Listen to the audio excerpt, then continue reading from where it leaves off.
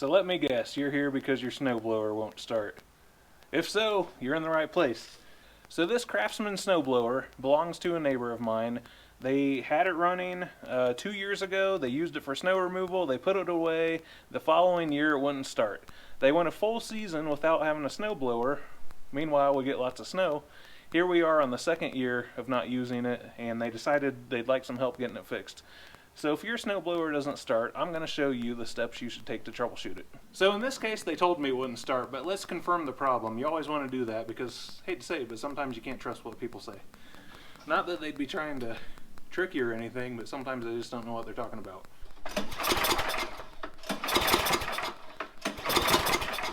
Alright, seems valid. It won't start. So where do we go from here? Most problems are fuel problems, which are related to clogged carburetors. Let's shoot some starting fluid in this carburetor, try and start it. If it tries to start, that's probably going to confirm that we have a carburetor issue. Now if you have a snowblower like this, it's pretty common that they are all built somewhat similar. This has a Tecumseh engine, which is extremely popular, and on the side of this heat shield here, there are some holes. You can shoot starter fluid into the holes, and it'll go into the air intake of the carburetor, and then I'm going to try and pull the rope and start it. If it fires, it's probably a clogged carburetor.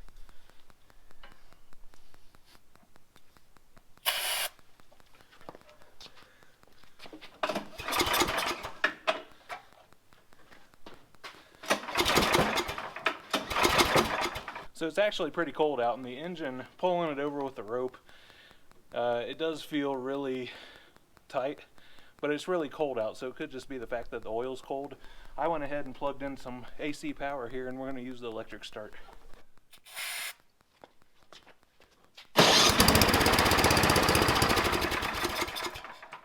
So it tried to start and it died. This is most definitely a clogged carburetor due to old fuel just sitting in it. We're going to start by taking off the shield and getting closer to the carburetor so we can inspect it a little bit further.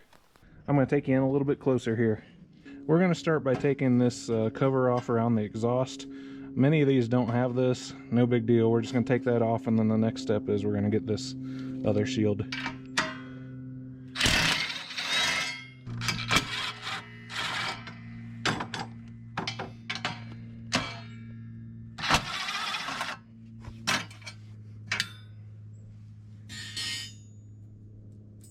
Alright, here we go. Take these screws off here.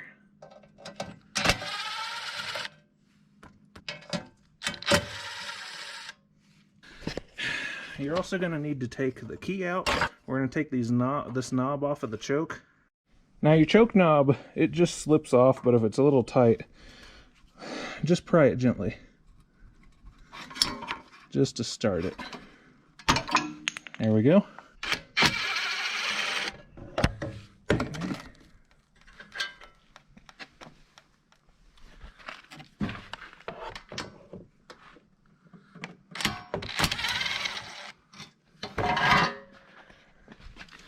Alright, there we go.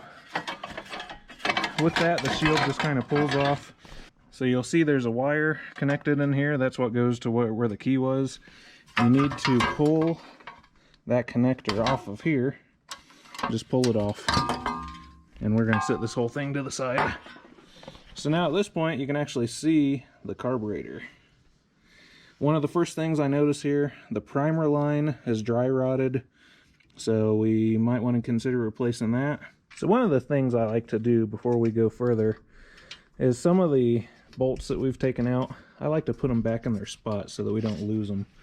So I've got this head bolt back in, some of these machine screws here for the shield, another one here. Any of them that you can, put them back where they go. That way you don't lose them at the end. You're wondering where they're at. So if you follow my channel, you might know that we do this kind of thing on a regular basis. I have a lot of videos of fixing snowblowers, doing similar things. You know, they won't start. Let's troubleshoot it, figure it out, and fix the thing. So look at my videos. You can see the other ones. I'm going to do something a little bit different with this one today that we normally don't do. I'm going to start by just taking off the bowl on the carburetor down here. We're going to take that off. We will remove the float and try and take out the main jet and just clean it from here. See what happens. Sometimes it's good to try a different route. I've done this a million times by taking the whole carburetor off and cleaning it. Sometimes you don't have to do that. just to try it out. Let's try something different this time. So before we go all out replacing everything, I mentioned this primer line was dry rotted. Let me remove the little bit of it that's left on the inlet, and we're just going to stuff the rest of the hose back on there. Take that, take the good end that's left, stick it back on there. There we go. Next, we're going to look at the bottom of the carb bowl. There's a 1/2 inch nut here. Gas is already leaking out, so expect that. And if you haven't shut your gas off, you might want to do that too. I don't think I've done that. Turning the gas off is just going to minimize the mess that you make. If you also haven't, put down some cardboard and save your knees. Now I can already tell this is nasty. I mean, look what's stuck to my wrench. Imagine what the inside of that carburetor bowl is like. So with that off of there, with the nut off, I'm just going to gently pry on the bowl. There we go.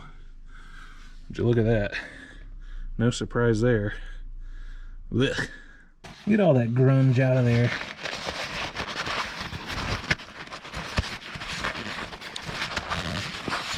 You can also use carburetor cleaner, like in a spray can. I'll put a link to that in the description of the video of what I like to use. When you spray that stuff on here, it just kind of dissolves any of the gunk in there that you'd have to scrape out like this. So it does make things a lot easier.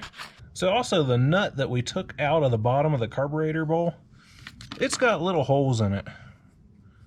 We want to clean all those out. This one's gummed up. You want to shoot carburetor cleaner in each of the holes, down here, through the sides. Find all the holes, make sure they're all cleaned out. You might even have to use a little piece of wire. So in there's a jet that we need to take out, and we're going to spray that out real good too. So it turns out I'm actually out of carburetor cleaner right now, so I'm going to use brake parts cleaner. Close enough. Go look in the description and buy the real thing though.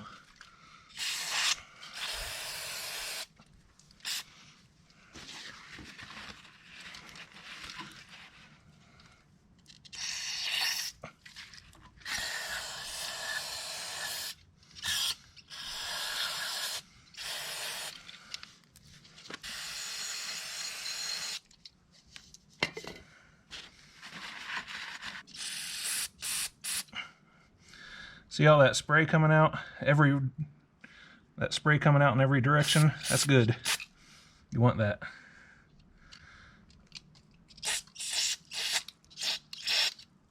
That means things are opening up.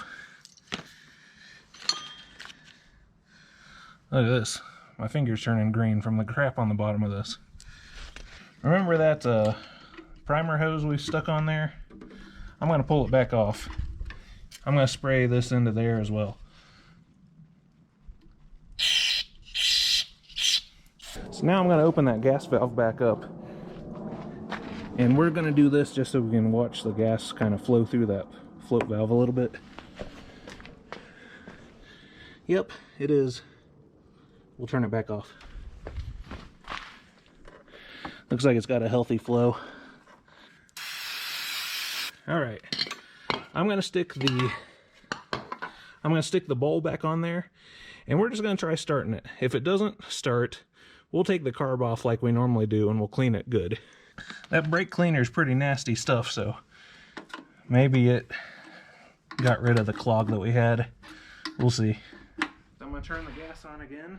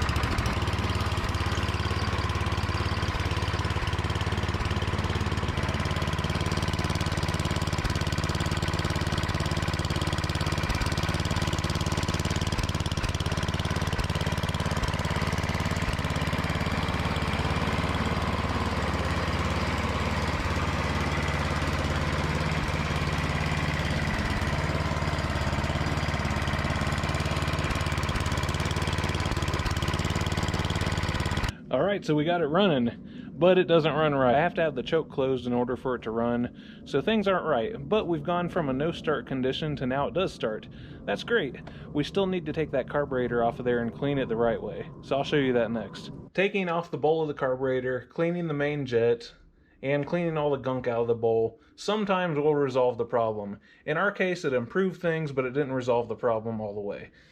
So anyhow, if this worked for you, great, and if not, go to the next video, which is right here.